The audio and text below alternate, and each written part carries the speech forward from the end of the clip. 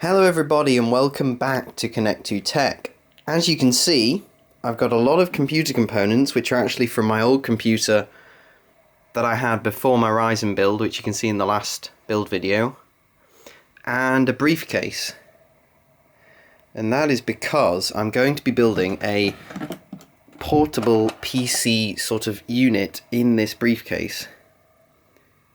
And I'm going to try and make a video of it as I go along, but I know that's probably going to be difficult because I'm going to be busy actually doing it. As you can see, I've already taken the foam out of the lid. This is so that the screen, which fits perfectly in this gap, can fit in the lid. So the screen will be in the lid and all the other components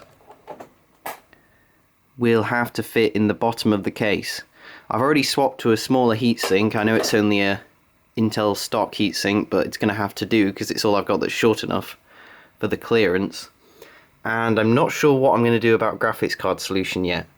But this is going to be firstly for streaming, so it may have a lower power graphics card, I'm not sure yet. So like I say, I'm going to try and film what I can of this build, but I know it's probably going to be quite difficult. So one of the challenges that I'm going to have to deal with is that I've got a full-size ATX motherboard here, which is just what I had for my previous computer. So it's cheaper and more efficient to just use the one I've got, but that does mean it's bigger. So as such, I've ordered the biggest briefcase that I could, and I know that the clearance with the power supply on the left here and the motherboard literally fits by about 2mm.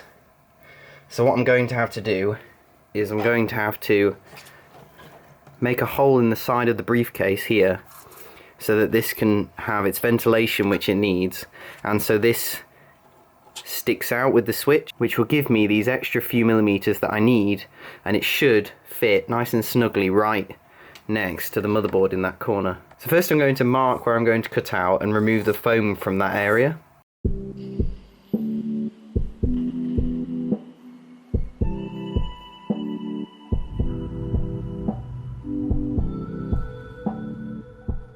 So I'm quite happy with that. That's the general size of the hole that I'm going to cut for the power supply. I've marked it slightly in from the edges of the power supply so that the screws which will mount it at the top will be here and here roughly.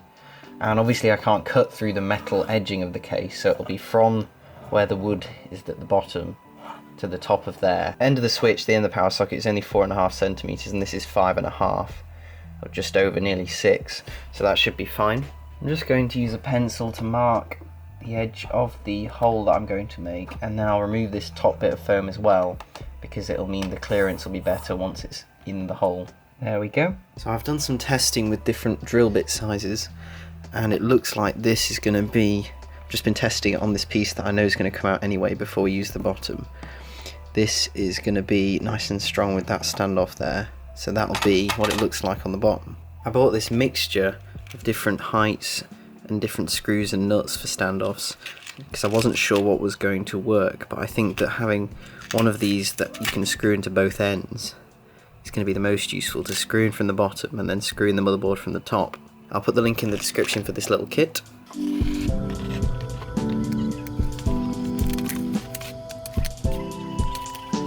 So that's where the motherboard is going to go. I've also cut out this bit here so that it could go as far to the right as possible because of the clearance issue with the power supply. We need to get as much width as possible out the bottom. So as you can see, I've more or less cut out the hole for the power supply. It just needs a bit of neatening up with a file or something, hopefully. And that will be good for the ventilation for the power supply. And now that I've got it through this extra sort of few millimeters, everything just about fits. I've just done my first sort of fitting with the hole in the side of the case. I've actually attached the standoffs to the motherboard so I can see whether the height works, just to the motherboard, not through the case yet. Unfortunately, with the room I've got, I'm not going to be able to screw these far right ones. So the far right screws actually sit on this metal lip, which is perfect because it fits the width now without the power supply being balanced on the motherboard, but I don't think I'm going to be able to screw through this because on the other side, just like on the top, it's thick here as well, so it's going to be double thickness. So what I might have to do is glue the standoffs on this side just for a bit of support, and then make sure I do all 4 of these, and hopefully that'll give it enough to hold the motherboard securely. I'm not really sure at this stage how I'm going to attach the power supply. I was hoping there'd be enough clearance to use the top screws here and here, but it looks like they're going to go through the metal as well at the top. I can't get it low enough. So I'm now going to drill the holes in the base for the motherboard standoffs, and also for these brackets. I'm going to have one here and one here in this corner to hold the power supply down, because I can't use the mounting that I wanted to use.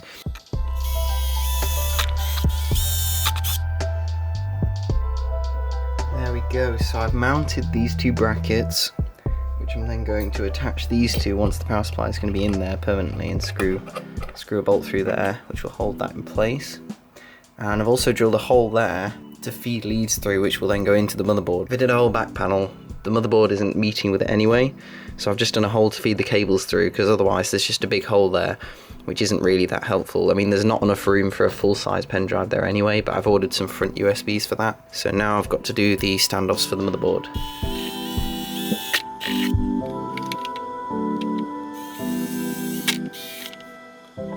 So I've just finished putting everything back in with the motherboard actually screwed down. I'll probably have to take it all out again, because I think I still need to drill the hole for the power for the monitor on the left there, and some small holes for some USB 3s in the front. So when I take it out again, I'll do a quick shot of the standoffs themselves, but I'm really pleased with how well they've gone in. So obviously I've got these 6, and these 3 are just not attached to the bottom of the case, but it's not budging at all. I think 6 out of 8 is pretty good. The power supply went back in fine, very nicely. I've just managed to have a go at routing all the cables, some of which can go under the motherboard because they're actually extra long standoffs, and some of which just sit in a pile in a mess. I'm not sure how I'm going to best cable manage this. Okay, so the front USBs have now come. So yeah, I'm going to take them out of this and just have this and this screwed to the front. So I need to drill some holes for the actual USBs, drill some holes for the screws, and I need to drill the hole for the power for the monitor over here. So I'm going to take everything out again. I should have done this in a different order, but oh well.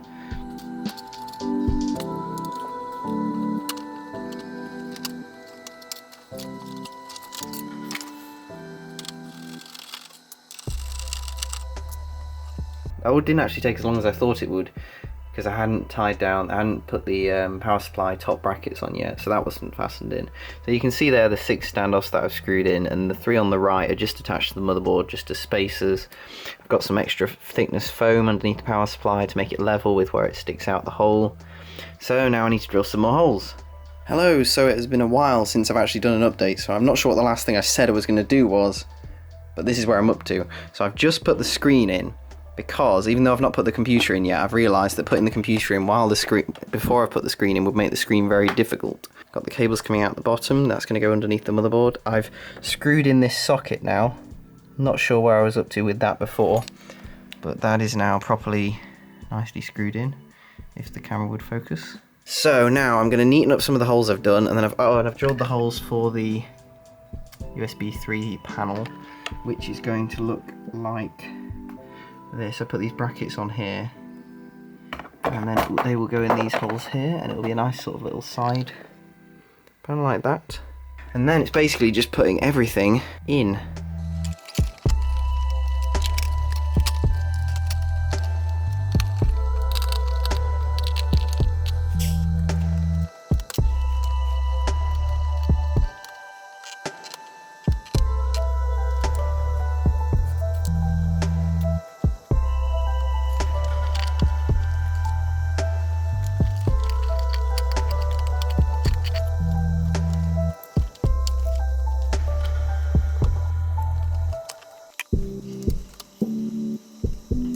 So that's it, I've just finished putting everything back in, I've just booted up, and we are on. So I've got the keyboard just balanced between the edge and the graphics card's heatsink, but everything's fitted in. I managed to get more cables routed under the motherboard than I expected, so it's not too messy in there. These cables I've left out because when I have the bigger graphics card, the 780, that needs external power. The USBs here I'm happy with, are very well attached, the front USBs. So yes, I'm really pleased with this. I hope you've enjoyed sort of watching how the build's gone. I mean, I've tried to film quite a lot of it, but this didn't just sort of happen in a day like it might look in the video. It was more like over the course of a week and a half, with lots of Amazon parts arriving and taking the time when I had it to actually do the building.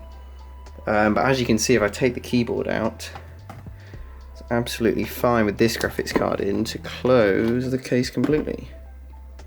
The only thing I've not decided yet is where I'm going to mount the on button, but it doesn't really seem worth videoing, so I'm going to edit this possibly on this machine and then get it up there. So thank you for watching, and see you in the next video.